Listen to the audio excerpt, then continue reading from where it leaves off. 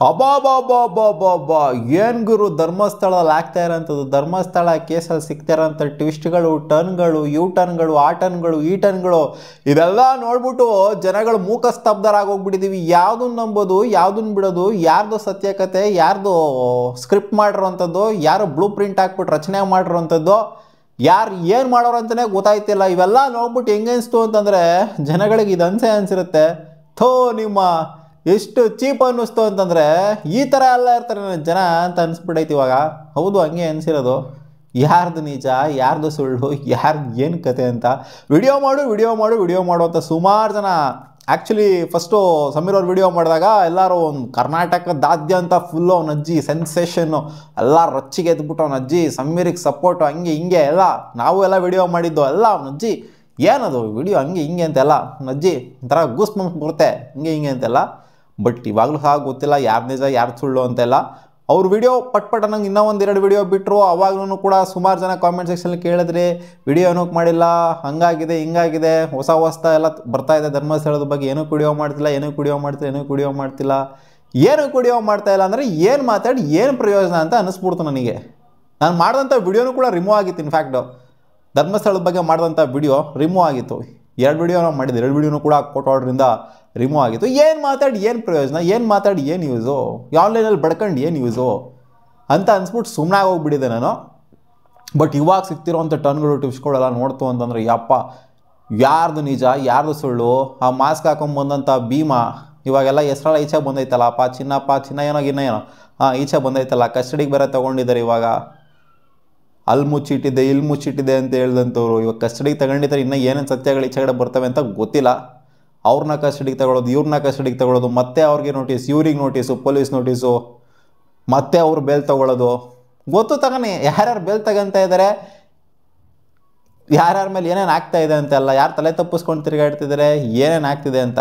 And ಆ lady ವಯಸ್ಸಾಗಿರೋವಂಥವ್ರು, ನನ್ನ ಮಗಳದು ನನಗೆ ಆಸ್ತಿ ಬೇಕು, ನನ್ನ ಮಗಳಿಗೆ ಹಿಂಗಾಗಿದೆ ಹಂಗಾಗಿದೆ, ಪೊಲೀಸವ್ರು ನೋಡ್ತು ಅಂತಂದರೆ ನನಗೆ ಅವಾಗ ಹೋದಾಗ ನಿಮ್ಮ ಮಗಳು ಯಾವ ಜೊತೆ ಓಡಾಗೋರೆ ಅದು ಇದು ಅಂತೇಳಿ ಹೇಳ್ಬಿಟ್ಟು ಕಳಿಸಿದ್ರು. ನನಗೆ ಯಾರು ಕೂಡ ನನಗೆ ನ್ಯಾಯ ಕೊಡಿಸ್ತಾ ಇಲ್ಲ ಅಂತ ಬಂದಂಥವ್ರು ನನಗೆ ಆ ಮಗಳೇ ಇಲ್ಲ ಅಂತ ಅನನ್ಯ ಭಟ್ ಅಂತ ಹೇಳಿದ್ರಲ್ಲ, ನನಗೆ ಆ ಮಗಳೇ ಇಲ್ಲ ಅಂತ ಒಂದು ಸ್ಟೇಟ್ಮೆಂಟು ಕಾರಲ್ಲಿ ಕೂತ್ಕೊಂಡು ಕೊಡ್ತಾರೆ.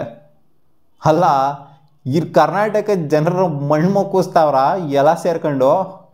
ಯಾರ್ದು ನಿಜ ಯಾರ್ದು ಸುಳ್ಳು ತಿಂಗಳಾನ್ಗಟ್ಲೆಯಿಂದ ಹೊಡಿತಾವ್ರ ಗುರು, ಇದನ್ನ ತಿಂಗಳಾನ್ಗಟ್ಲೆಯಿಂದ ನಡೀತಾ ಇದೆ. ಆಮೇಲೆ ಮತ್ತೆ ಯೂಟರ್ನು ನಾನು ಆ ಥರ ಸ್ಟೇಟ್ಮೆಂಟ್ ಏನೋ ಕೂಡ ಅಂದರೆ ನಾನು ಬೆದರಿಸಿ ಆ ಥರ ಸ್ಟೇಟ್ಮೆಂಟ್ನ ಕೊಡ್ಸ್ಕೊಬಿಟ್ರು ಕಾರಲ್ಲಿ ಅಂತ ಕೊಡ್ತಾರೆ ಸ್ಟೇಟ್ಮೆಂಟ್ನ ಸುಜಾತಾ ಭಟ್ ಅವರು.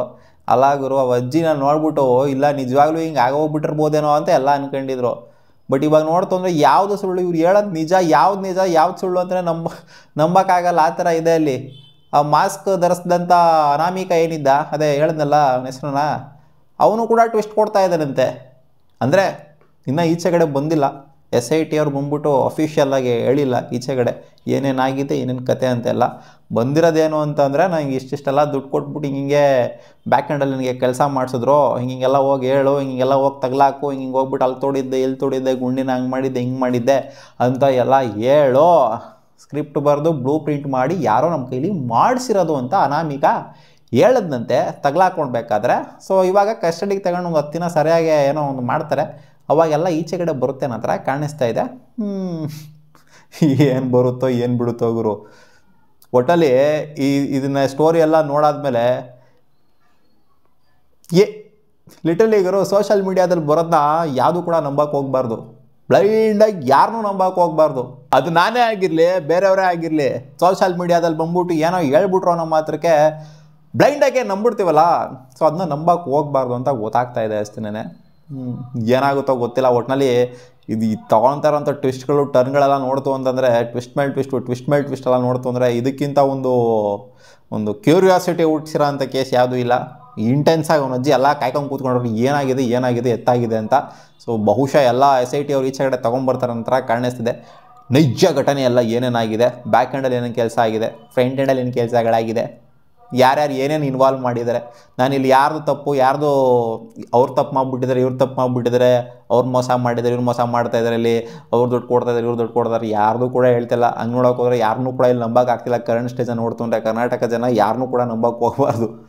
ಕರೆಂಟ್ ಸ್ಟೇಜ್ನ ಇವ್ರು ಕೊಡ್ತಾ ಇರೋಂಥ ಟಿಪ್ಸ್ಗಳು ಟರ್ನ್ಗಳೆಲ್ಲ ನೋಡ್ತು ಅಂತ ಅಂದರೆ. ಸೊ ನೋಡೋಣ, ಇದೆಲ್ಲ ನೋಡ್ತು ಅಂದರೆ ಪಕ್ಕ ನನಗೇನೋ ಧರ್ಮಸ್ಥಳ ಫೈಲ್ಸ್ ಅಂತ ಒಂದು ಫಿಲಮು ಬರೋದು ಯಾಕೋ ಡೌಟ್ ಕಾಣಿಸ್ತಾ ಇಲ್ಲ, ಇದೆಲ್ಲ ಈಚೆ ಕಡೆ ಬಂದಾದಮೇಲೆ ನೋಡೋಣ ಇನ್ನೂ ಅದೇನೇನು ಟ್ವಿಸ್ಟ್ಗಳು ಬರುತ್ತೆ ಅಂತ. ಒಟ್ಟಲ್ಲಿ ಯಾರನ್ನೂ ನಂಬೋಕೆ ಹೋಗ್ಬಾರ್ದು ಅಂತ ಗೊತ್ತಾಯಿತು. ಮತ್ತೆ ಸಿಗೋಣ ಮುಂದಿನ ವಿಡಿಯೋದಲ್ಲಿ ಗಾಯ್ಸ್, ಬಾಯ್.